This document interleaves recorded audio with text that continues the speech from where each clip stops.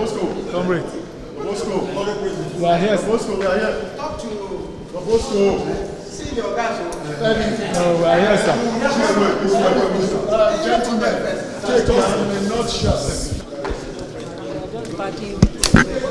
What was communicated to you as the outcome of the meeting?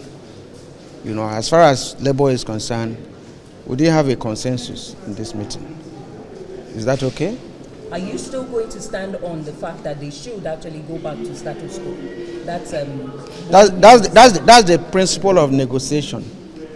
You don't put the partner, you don't ask him to negotiate under gunpoint. What are the prayers of the NLC? The prayers of NLC is that we go back to status quo, negotiate, think of alternatives and all the effects and how to manage the effects this action is going to have on the people. If it is an action that must take off. Does it mean restoration of subsidy? Well, the subsidy provision has been made up to the end of June. And before then, conscious people, Labour, management, government should be able to think of what will happen at the end of June. You don't start it before the time. The original deadline. So why did they make provision up to end of June? No, the original Who's lying? was February 17th. So why is it up to now? That was at the discretion of the last administration. Fine. The last administration made it up to end of June. Why can't we respect the sanctity of even that law that provided for that expenditure up to the end of June? Okay, but is the NLC considerate with the federal government when they say that there's no fund, they can't fund all of this, they can't raise money to fund the subsidy? What is the purpose of governance? What's the purpose of governance? Is it the duty of NLC to raise funds for the government, to collect tax, to sell crude at the international market when the price of crude is going high?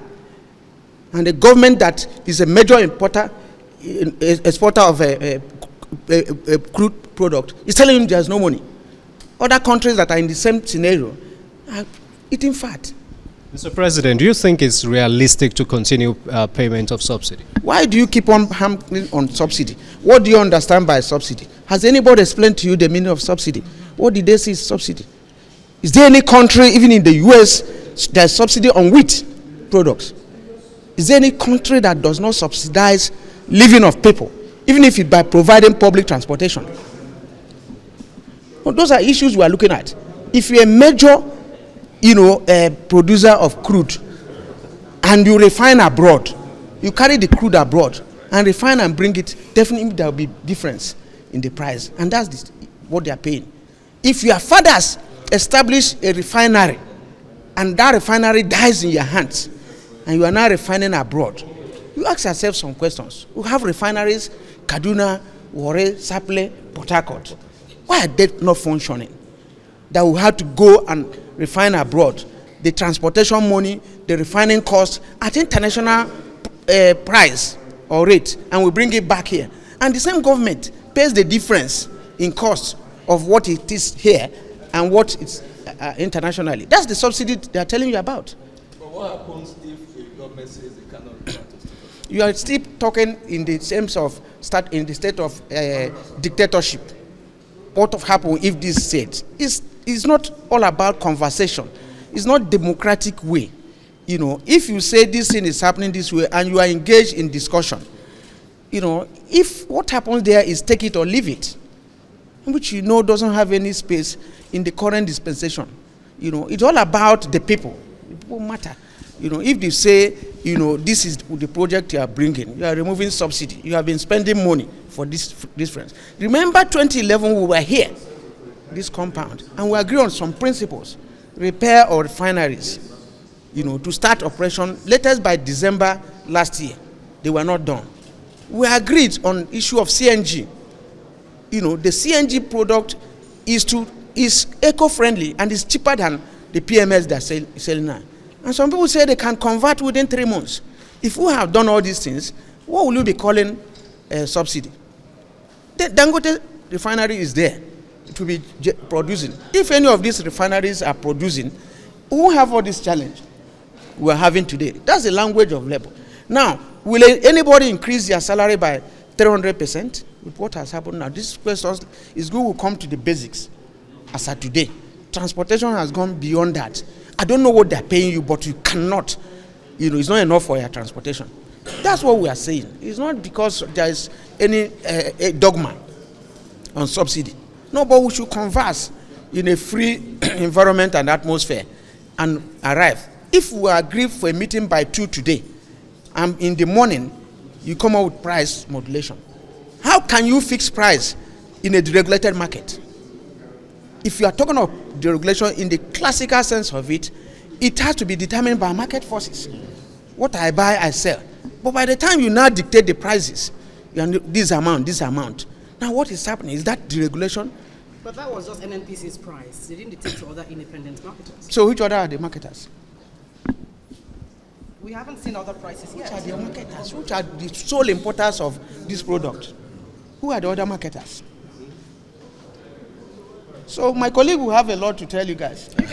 Yes, if you listen to the president during the inauguration at Eagle Square, he said that one of the hallmark of this administration is going to be dialogue, is going to be consultation, and that that this will be the hallmark, that they are not going to lord it over us, trying to paraphrase what he said, and not to be a dictator. So if you read it, it is clearly written there. And what has happened in terms of, as of today, has not shown what was written in his address. So all we said before now was that, just as alluded to by my colleague as well, was that we ought to have sat down and have this conversation. At times it's difficult, before anything could have happened. We have been open to conversations.